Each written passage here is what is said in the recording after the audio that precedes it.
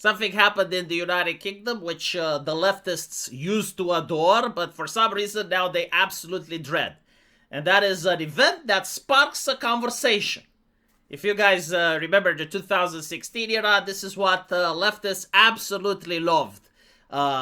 This happened, and finally it sparked a conversation. Now they wish that they can unspark the conversation because what happened is something that destroys the legitimacy of the regime, and that is that the United Kingdom has a martyr. It's actually interesting to notice how martyrdom works.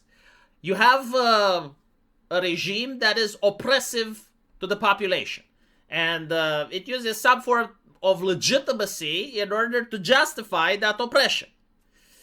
And so in the United Kingdom, the oppression, the censorship, the hate speech laws, the crackdowns on certain groups of people and ideology was that the regime is being anti-racist. They're basically like trying to crack down on bigotry, on hatred, in order to create a multicultural society where everyone flourishes, everyone prospers, regardless of race, identity, gender, and what have you, right? So, like, this is the moral legitimacy that the government operated under and how it justified arresting people, fining people, terrorizing its population. Now, if you guys remember in 2016, if you said Black Lives Matter, sorry, not 2016, 2020, right? If you said Black Lives Matter, all of a sudden you're a prestigious person. You're aligned with the legitimacy of the government, right? If you said White Lives Matter, well, now you're a bigot, you're a problem, that's racist. You could actually lose your job. And so that's how the regime justified its existence.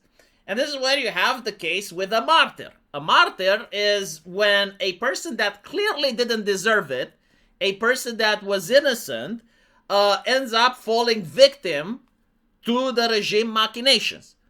Now, what's happening is that before that event, other people that already wanted to call the regime out, like they wanted to say, well, hold on a little bit, this is fucked up, they would immediately be suppressed because the regime had legitimacy, right? And so if Nigel Farage came out 5 months ago and said White Lives Matter, all of a sudden he would have gotten huge backlash, right? Like corporations would pull out, people would distance themselves from him, he would become a pariah because the regime's legitimacy was intact. Now Nigel Farage can actually come out and say White Lives Matter because the martyr happened, right? Like the martyrdom event took place, and now people can speak out freely. You notice the same thing happened in the United States with Charlie Kirk, with Donald Trump's assassination. Up until a point, the regime is allowed to have a lot of leeway on how it treats political opponents. But after the event happens, usually a martyrdom event, now the dissidents are free to speak out without consequences. And things that a lot of people felt and wanted to say are now being expressed in the public. And so this is why you have individuals coming out right now, which is like, for example, Sir Malcolm Walker, which is the founder of the Iceland supermarket, which can say freely that two-tier policing exists. If he had said this 8 months ago, well, immediately BBC would have written articles about him, The Guardian would have written articles about him, leftist activists would have protested, right? Because the regime had legitimacy. Like, two-tier policing is a far-right statement. It doesn't exist in reality. The government has all the legitimacy to go after it and crack down on those people. Now, it's not viewed as such, right? It's not a bigoted thing to say when most people have seen what happened to the young man under police custody. And so people can now spark the conversation that, before they couldn't.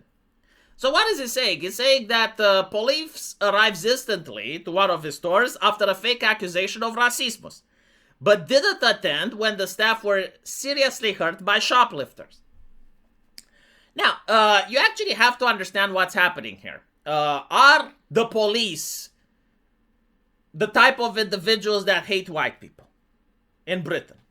The answer is complex. Not all police hate white people, right? Like, I'm pretty sure there are far left extremist, ideologically driven police officers that do actually hate white people because of the ideology they're raised in, right? Like white people are conquerors, imperialists, they oppress others by their very existence, they have privilege.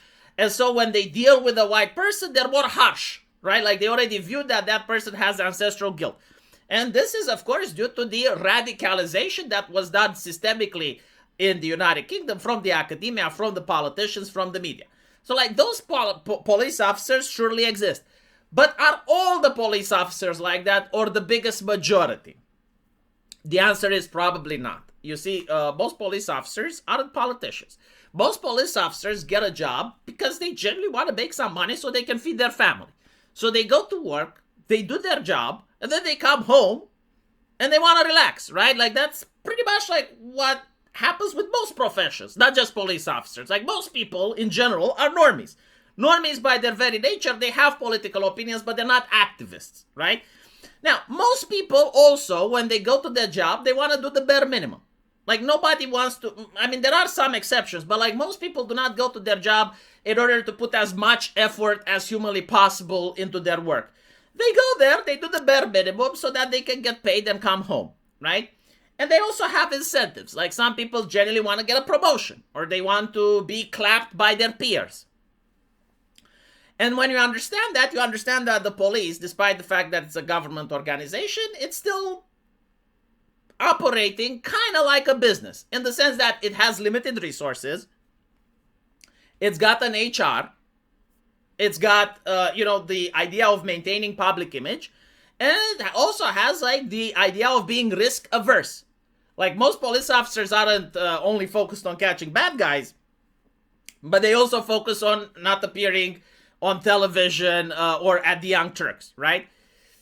And so when they're looking at 10 cases that they can follow, they will go after the case that's the easiest, that costs as little resources to handle, and that it's less likely to put their image on the Young Turks. So if you have two cases and you're a police officer, right, which one do you respond first? Do you respond to the case that's a slam dunk? Someone said the racism. Okay, well, you just go there. Usually racist people, like actual white racist people, they're not violent, right? Like if we ignore the pop culture and the media and we look at what's actually happening on the ground, right? Like when you have a far-right protest versus when you have an Antifa protest, which is the most likely one that ends up with blood and cars burning. Like, let's be honest, okay? Like what we've seen in the last 5 or 6 years.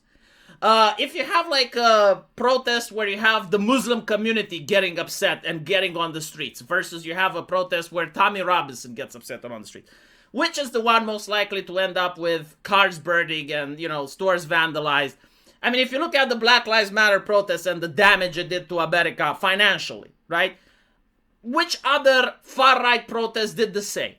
And so from a police perspective, they stereotype and they stigmatize and they're like, it's less likely that if I go there and crack down on the white racist, that he's going to come up with his second cousin, third cousin, 4 NGOs, 5 lawyers, right? Like, for him, it's an easy slam dunk case. He's going to go there, probably find a middle-aged person, or because like usually young people are a little bit more self-policing when it comes to racismus. He's going to find a middle-aged person or someone like that, going to find them, arrest them, wham, bam, that's a conviction. Right? So like all of a sudden they have a conviction that actually helps them when it comes to getting a promotion. Now, if he goes to an event where the store owners are being harassed, well, now it's difficult, right? Because he goes there, what if the guys don't want to comply? Now he has to use force. That costs resources. That risks putting him on the Young Turks. The culture doesn't understand. The culture understands, someone stealing or being a thug because he is a victim of society. He is a person that suffers from poverty and neglect. Society doesn't understand the racist, right? Like a racist isn't racist because he's suffering from poverty. He's a racist because he suffers from bigotry, right? And so like the British culture, which is determined by the mainstream media, by the activists, the NGO, the academia, is far more lenient to a thug or someone that threatens someone else over a financial dispute than they are with someone that's a racist, right? Because they can't tolerate the system anymore. And the British police officer is aware of this, either directly or indirectly, right? So, like, from his perspective, you have a very easy case that he's also legally required to solve, and a more difficult case that, you know, he has to put himself in danger. The escalation can cause the police action to look bad.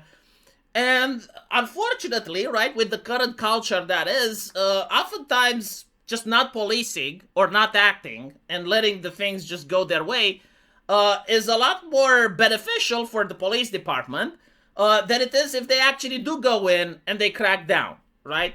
And take into account that racism is considered a hate incident, like it's placed in the same category as, you know, violent crimes, I guess. But not, at least in the public perspective, right? Not on the papers, but in the public mind, it's like we arrested 45 extremists. Well, it depends how you define extremists, right? Like most public perception is that an extremist is a terrorist, right? Someone that does violence. But like if you manipulate and you change the wording enough, an extremist can literally be someone that went into a store and called someone the N-word. And they got arrested, right? I mean, that's another conviction. That's another statistic. And so this is why it's happening, right? And it's happening because of incentives. It's happening because the people that would generally go at the police station in order to actually do policing would probably be held back by their peers and colleagues. They may even get fired, right? Not because they're doing real policing, but because it's like, hey, we got several complaints about the way you're behaving, right? Like, look, when you went and you arrested those minority individuals, you roughed one up. That's a black mark on you, right? Meanwhile, someone that just goes to arrest a guy for being racist, there is no roughing up because usually the guy just complies, right? And so this is what's causing the current system. It's not necessarily a conspiracy. It's not necessarily that most people, they go into police work in order to crack down on white people. It's the entire culture that has been created and maintained for more than 10 years. It's a culture that benefits politicians, that benefits the bureaucracy, that benefits NGOs, that benefit the social media. And as long as those people keep benefiting from the culture is not going to change. Right? Like the culture may not benefit the average Joe, but as long as it benefits the elites, and it's not like benefiting them morally, it's benefiting them financially, it's benefiting them from other methods as well. It also benefits the law enforcement agencies. The culture is going to remain the same. And it's always easier to police based on virtue and morality than to police based on, you know, actual crime and physical harm. Because actual criminals, they're dangerous. Ideological and thought criminals are very easy to contain. And when you do the actual assessment at the end of the year and you look at how many criminals have been caught, if you consider ideological and thought criminals to be exactly the same as real criminals, then the police has all the incentives to go after the ideological ones because they're a lot easier to manage. So anyway, let me know what you guys think. And as usual, we'll see you in the comment section. Take care.